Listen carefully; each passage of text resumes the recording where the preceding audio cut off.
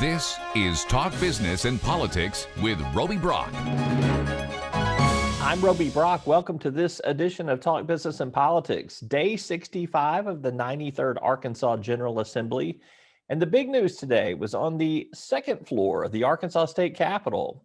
Effective today, Arkansas is opening Category 1C for vaccine eligibility across the state. There are about 1 million Arkansans in this 1C category. That would include workers in energy, finance, food service, IT, legal, media, health, safety, housing, and transportation. There is a toll-free number to call for finding where you can get an appointment. It is 1-800-985-6030. The governor said to date, about 10% of the state, that'd be about 303,000 Arkansans, have been fully vaccinated. And we've got full coverage of the governor's remarks today that you can find on our website at talkbusiness.net. When we come back from this break, we'll wrap up some of the activity from the state legislature, and later Attorney General Leslie Rutledge joins us. Stay tuned.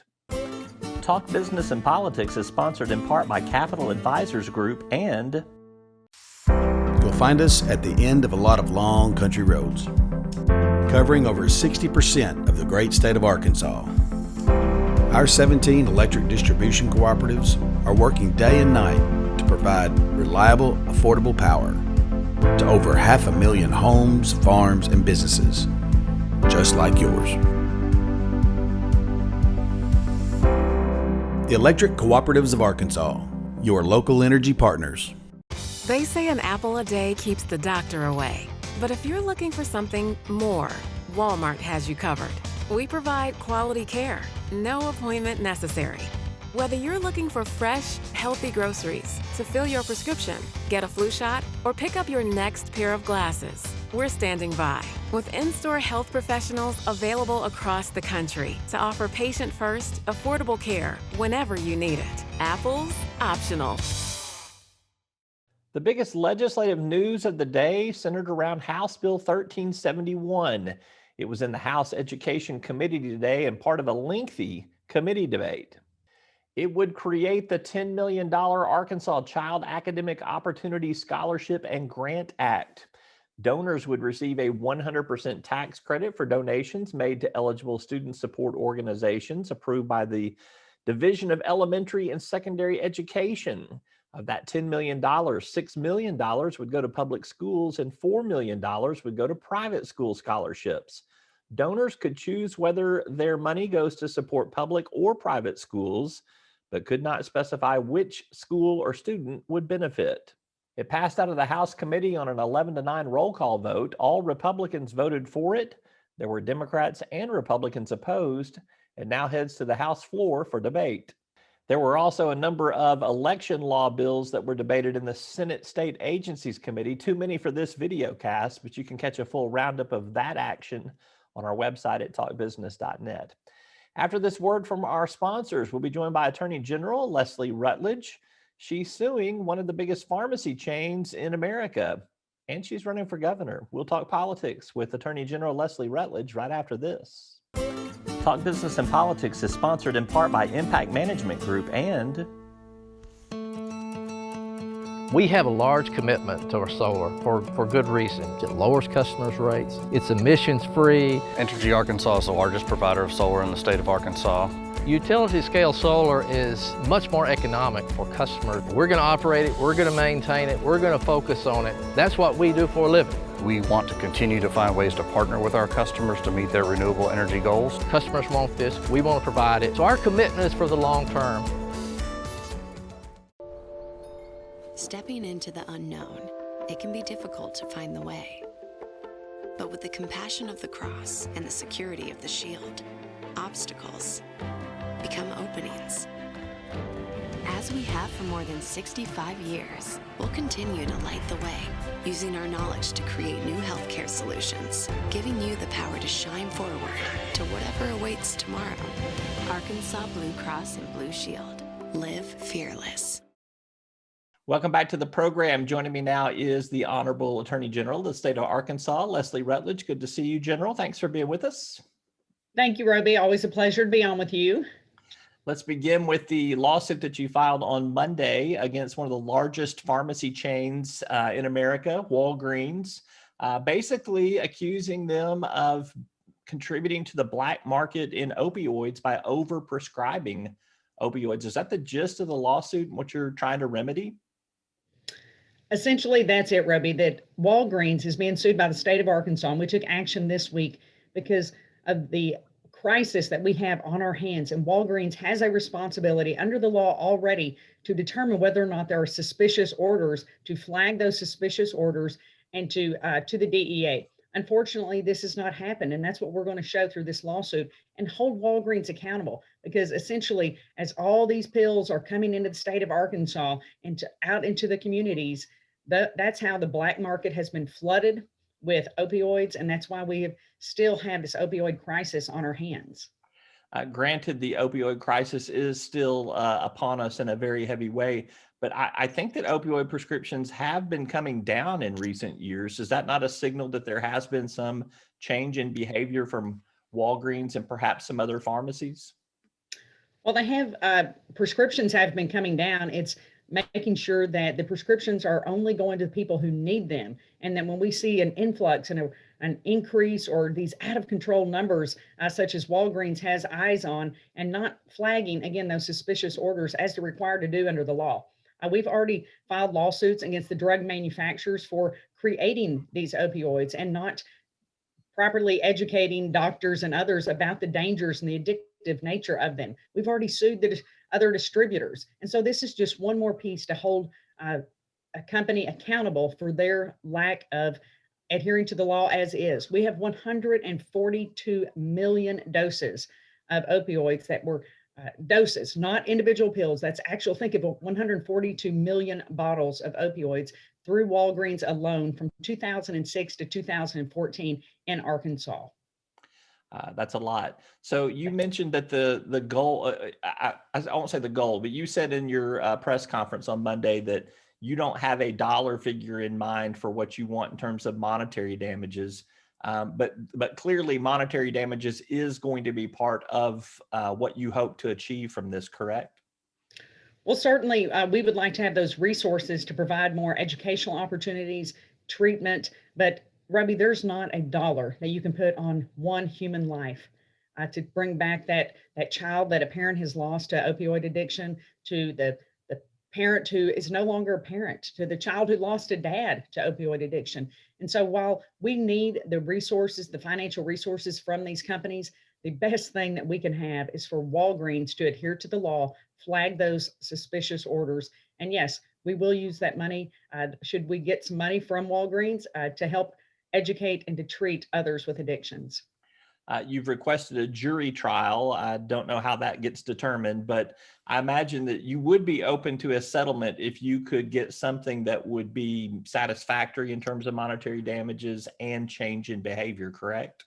Well, just as in any lawsuit, Robbie, that we deal with, and we have thousands of lawsuits on any given day that we work on at the Attorney General's office, that we are open to terms if a company or if an individual will take responsibility for their actions. What I'm not going to do is sell the state of Arkansas out on a dollar figure. Again, this is about not only holding this company accountable, but making sure that we have the resources in Arkansas for the future. It's not just about yesterday, it's about today, tomorrow, and the future for the state of Arkansas. All right, let's shift our gears and talk about the legislature. There is a bill, actually there's a bill and a companion bill that are working their way through the state legislature that impact your office and seek to have the involvement of the Attorney General. I would presume that you were consulted on this beforehand. It also deals with presidential executive orders, something that you have not been shy about filing any kind of legal actions against right here. Senate Bill 469, House Bill 1637, basically give the General Assembly permission to not implement a presidential executive order. Isn't this unconstitutional? Well, that's something that we're looking at, but what that bill is requiring is giving our General Assembly, the lawmakers in the state of Arkansas, the opportunity to review these presidential executive orders. We've already seen President Joe Biden shoving through unconstitutional presidential executive orders, and that's something that impacts Arkansans. So I'm proud that the General Assembly is taking this proactive step. The things that are in this bill and that when they become law are things that we already do at the Attorney General's office. We review all presidential executive orders to determine whether or not they are constitutional and whether or not we should take legal action. I've already sued President Biden on the greenhouse gas executive order. This is something that President Biden, with a stroke of a pen, is going to increase the cost of fuel for Arkansans, increase the cost of needs such as milk and water. And when you go purchase something at the store, all of those things are going to be increased because President Joe Biden, through an executive order, determined that some unaccountable bureaucrats are going to put a $9.5 trillion social cost on greenhouse gas emissions. This kills jobs, it hurts families, and I'm absolutely not going to stand for it as the Attorney General. So I'm proud to work with the General Assembly in Arkansas to push back against an out of control federal administration. I don't disagree that this is pushing back on federal orders, but it is a presidential executive order is legally binding. There are rules in place. It is not uncommon. We've seen Republican and Democratic presidential leaders issue these executive orders. This particular bill says the General Assembly shall not implement a presidential executive order under a certain set of circumstances, but the states don't have that right to not follow through on a presidential executive order until the law is determined through some sort of case or filing that your office would likely bring to rule it unconstitutional. How can the legislature put into effect a law that says we're just not going to follow presidential executive orders if we determine that they're not constitutional? That seems backwards to me. Well, Roby, this is a great example that we're working collaboratively with the legislative branch in Arkansas and the executive branch, that we're working together because, again, as part of the bill as it's proposed right now, is that as the Attorney General, I would be offering an opinion as to whether or not that executive order is constitutional or not. And more likely, I would be, if I determine it's unconstitutional, we would be filing a lawsuit, again, another lawsuit against Joe Biden as president and his administration. So this bill, as it's written right now, simply, it hasn't passed. I'm certain that there may be amendments to it, but right now, as we're reviewing this, this is the executive branch and legislative branch, all of us in Arkansas working together to protect our own state's rights under the 10th Amendment of the Constitution.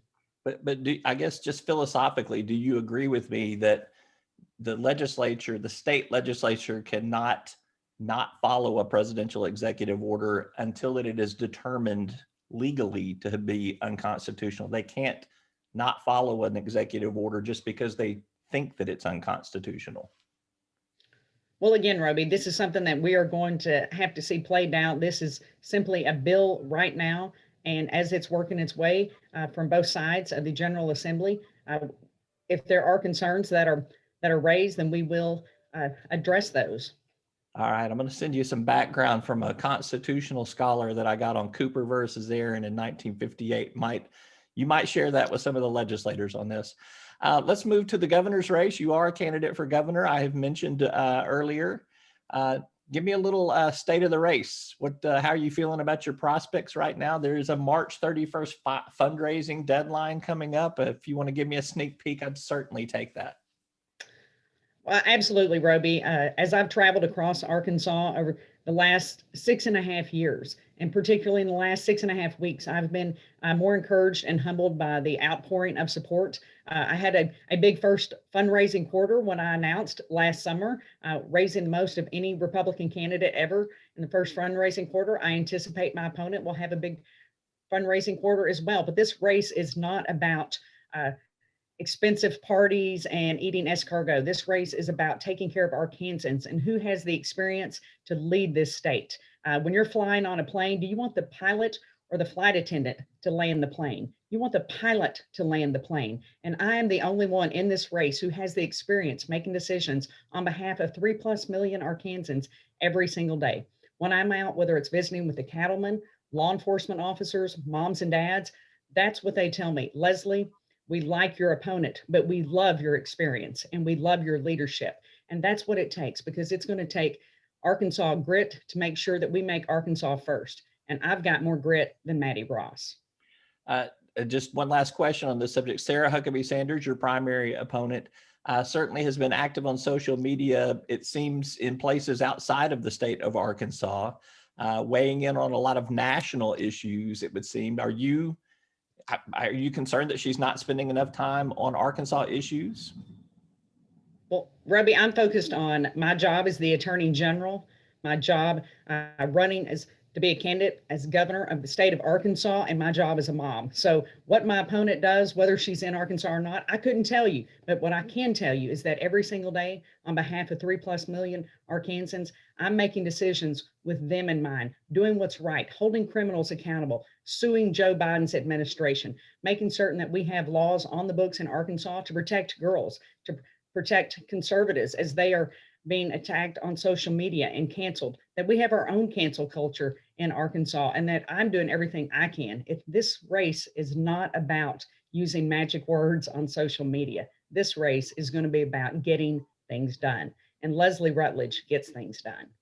All right, Attorney General Leslie Rutledge, our Arkansas Attorney General, also a candidate for governor. Thank you for joining us, General Rutledge. We appreciate your time as always. You bet. Have a great day, Roby. All right. That's all for today's program. I'm Roby Brock. Thank you so much for tuning in. We'll see you next time.